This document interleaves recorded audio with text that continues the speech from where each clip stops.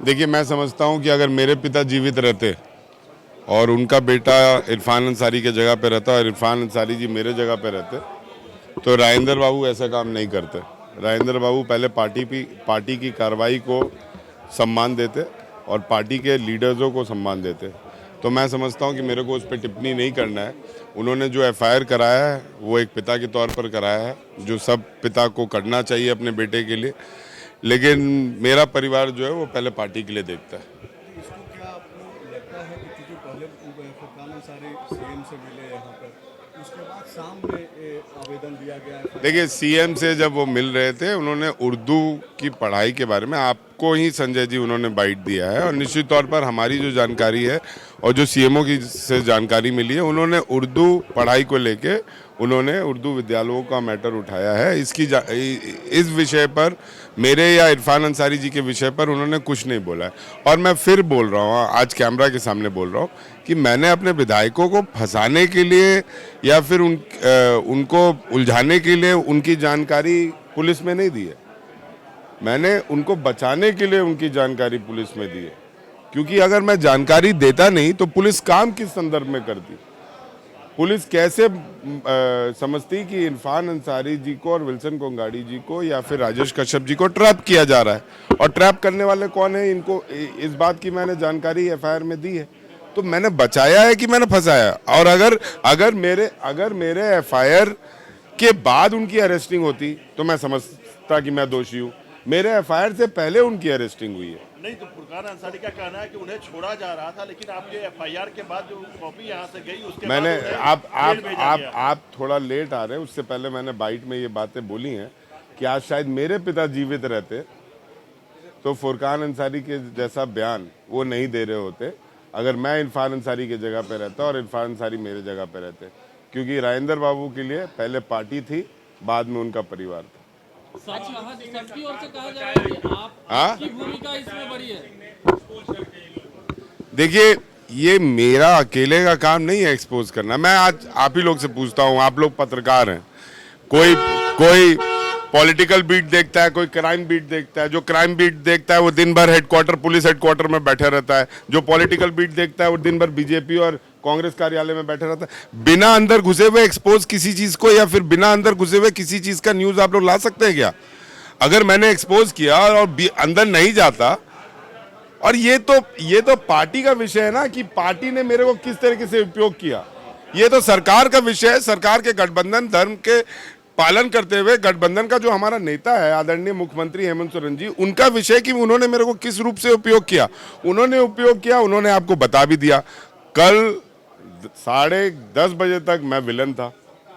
1:30 बजे अविनाश पांडे जी का बयान आने के बाद मेरे को सब मेरे ही पार्टी वाले हीरो मानने लगे। देखिए, ट्रोलिंग भी चलने लगी मेरे खिलाफ में कि अनूप सिंह ऐसा है, अनूप सिंह के पिता कैसे थे, वो खाटी कांग्रेसी थे और अनूप सिंह बेचने जा रहे हैं। जैसे ही अविनाश पांडे जी का बयान आया, मुख्यमंत्री जी ने बोला, तो सब जो मेरे खिलाफ में नेगेटिविटी थी वो पॉजिटिविटी में बदल गई। बिना अंदर घुसे हुए किसी चीज का भांडाफोड़ नहीं किया जा सकता है। अच्छा, वो मैंने करने का काम किया। आप कुछ पूछ रहे थे? आपकी आपकी क्या भूमिका है इस पूरे मामले में? मेरी भूमिका यही है कि पूरे प्रेस वाले मेरे सामने खड़े हैं। अच्छा, आपके एफआईआर पर पुलिस कार्रवाई कर रही है? आप देखिए, देखिए, ये बात तो मैं तमाम चैनलों को धन्यवाद दूंगा। फॉलो अप से लेके एनआई से लेके एनडीटीवी से लेके कशिश से लेके समाचार प्लस से लेके पांडे जी से लेके सबको मैं, नक्षत्र लगातार सबको मैं धन्यवाद दूंगा कि जिस तरीके से आप लोग प्रबलता के साथ चीज़ों को दिखा रहे हैं, सच्चाई, चाहे मैं गलत हूं या चाहे और गलत हो, आप लोग जिस तरीके से दिखा रहे हैं, ये झारखंड की मीडिया को सलाम करता हूं विधायक होने के नाते कि आप लोग का भी एक अहम रोल है कि झारखंड में जो अस्थिरता करने जा रही थी बीजेपी, जो जनता की मैंडेट को बर्बाद करने जा रही थी, उसको आप लोग जनता तक पहुंचाने का काम कर रहे हैं। और आपने जो सवाल पूछा उस पर बस मैं इतना कहूँगा कि आप ही लोग के द्वारा बंगाल में जो हो रहा है, जो सीआईडी को सफलताएं मिल रही है, वो आप लोग दिखाने का काम कर रहे हैं। तो कैसे मिल रही है सीआईडी को सफलताएं? सीआईडी को सफलताएं तभी मिल रही है ना जब आप लोग एक्टिव हैं, मैं एक्टिव हूं, मैंने सही जानकारी दी। अगर मैंने एफआईआर में नहीं लिखा रहता तो फिर तो यही होता कि इरफान अंसारी जी झारखंड गवर्नमेंट का पैसा लेके ममता दीदी को पहुंचाने जा रहे थे। विल्सन कोंगाड़ी जी हेमंत सोरेन का पैसा लेके ममता दीदी को पहुंचाने जा रहे थे। आज मैंने एफआईआर किया तभी तो सीआईडी जो है वो आसाम तक पहुंची। मैं अगर जानकारी नहीं देता तो सीआईडी आसाम तक कैसे पहुंचती? आखिर कहाँ कहाँ से ये नए नए नाम आ रहे हैं, कहाँ कहाँ से हवाला कारोबारियों पर रेड मारा जा रहा है। तो बात को समझना होगा। और किसी का प्रश्न है तो मैं 1 घंटा खड़ा हूँ। मैं आपको पर्सनल इंटरव्यू दे रहा हूँ तो उसमें इनको कर लेता हूँ। हाँ। जी मैंने बोला ना बॉस, अभी देखिए, अभी एपिसोड और सीजन्स का जमाना टीवी पे चलता है।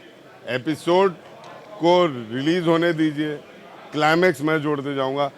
पूरा मूवी का जमाना गया, अब जियो फाइबर का जमाना है, इंटरनेट का जमाना है, नेटफ्लिक्स का जमाना है। अब वो सब का जमाना है, मूवी नहीं चलता है, अब एपिसोड चलता है। तो एपिसोड रिलीज करे बीजेपी, क्लाइमेक्स मैं दे दूंगा। मैं तो बोल रहा हूँ एपिसोड रिलीज करे। अनूप जी, इस सर्जिकल स्ट्राइक में आप पर भी प्रश्न उठने लगे हैं। देखिए, सर्जिकल स्ट्राइक पर जब मोदी जी पे प्रश्न उठे तो मोदी जी को हीरो बनाकर आप लोग ने बाहर निकाला। मेरे पे प्रश्न उठेगा, आप ही लोग हीरो बना के निकालिएगा। thefollowup.in. Like, share, and subscribe. www.thefollowup.in